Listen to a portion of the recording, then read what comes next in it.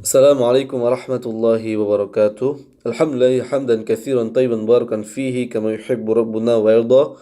Asyhadu an la ilaha illallah wahdahu la syarika lah wa asyhadu anna Muhammadan abduhu wa rasuluh. Allahumma salli wa sallim ala nabiyyina Muhammadin wa ala alihi wa sahbihi wa man sara ila nahjihi bi ihsanin ila yaumil amma ba'd. Taib, ikhwan dan akhwat sekalian, azani wa azakumullah.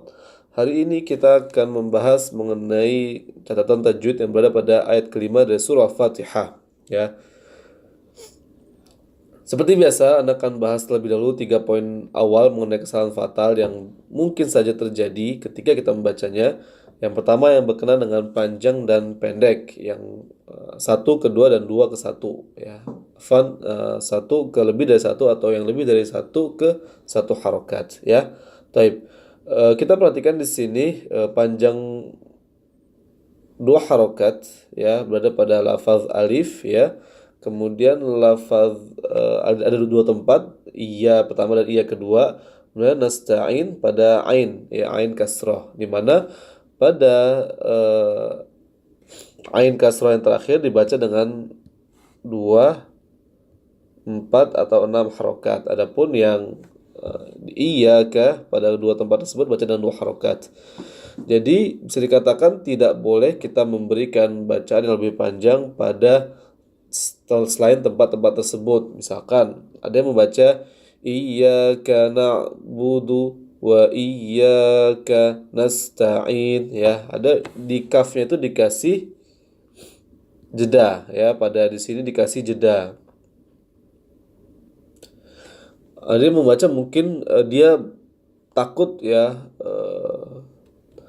menganggap iyyaka na'budu satu kata ya, sementara iyyaka kata tersendiri dan na'budu kata tersendiri, sehingga seolah-olah diberikan sedikit tahanan. Iyyaka na'budu wa iyyaka nasta'in ya, seperti diberikan jeda. Ini tidak boleh dilakukan ya, memberikan jeda di tengah-tengah. Baik. Jadi kita tidak boleh memberikan jeda pada iyyaka na'budu wa iyyaka nasta'in pada tempat apapun ketika tidak ada dalil yang menyebutkan mengenai adanya sakta atau berhenti sejenak. Jadi dibaca tetap mengalir. Iyyaka na'budu wa iyyaka nasta'in ya. Baik. Berarti ini saja catatan untuk bacaan yang panjang. Jadi selain itu tidak boleh seperti iyyaka ya. Pada lafaz iyyaka ini dibaca bukan dengan bacaan panjang, bukan iyyaka na'budu wa iyyaka nasta'in. Karena di sini bukan bacaan panjang tapi tasydid, jadi diberikan penekanan ya. Iyyaka na'budu wa iya adanya penekanan. Ya, bukan cuma sekedar iyyaka na'budu wa iyyaka nasta'in ya, tapi diberikan penekanan. Taib, ini masalah panjang pendek, dan juga mungkin berkaitan dengan poin kedua, yaitu mengenai tanda baca syakal atau huruf tanda bacanya syakal atau harokatnya. Jadi kita perhatikan di sini lafaznya adalah iya, tasydid, diberikan penekanan, bukan bacaan panjang.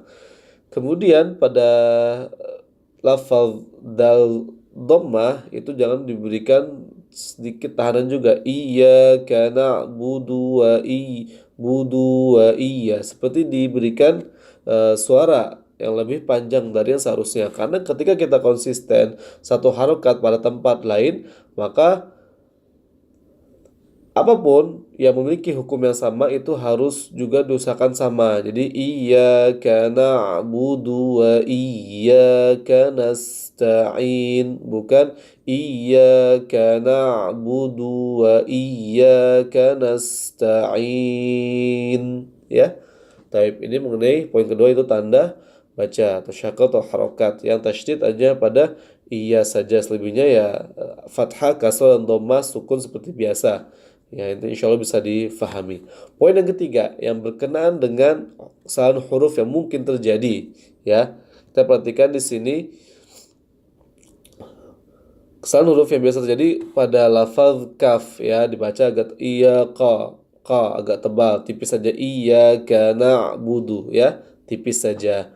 Na'budu wa iyyaka nasta'in. Nah, pada sin ini biasa sering terjadi ya, ada yang baca dengan nasta'in, dengan shin itu salah ya. Nasta'in dengan sin saja. Nah, ya, jadi berada pada gigi seri bawah, lidah yang bertemu dengan gigi seri bawah. Nasta'in ya, tipis saja, bukan nasta'in ya, bukan juga nasta'in, bukan juga tebal. Kemudian yang ketiga selanjutnya adalah ketika membacanya, ta itu dibaca agak tebal, to'in agak seperti tebal. Kenapa? Karena mungkin saja terbawa dengan huruf ain setelahnya sehingga ingin membacanya dengan lebih jelas, lebih fasih, kan tapi justru salah. Karena apa? Ain itu sendiri sifatnya tipis dia. Jadi ketika ada huruf tipis harusnya tidak sampai mempengaruhi tak tersebut ikut menjadi tebal ya. Jadi ta agak seperti di senyum atau tarik, nasta'in ya.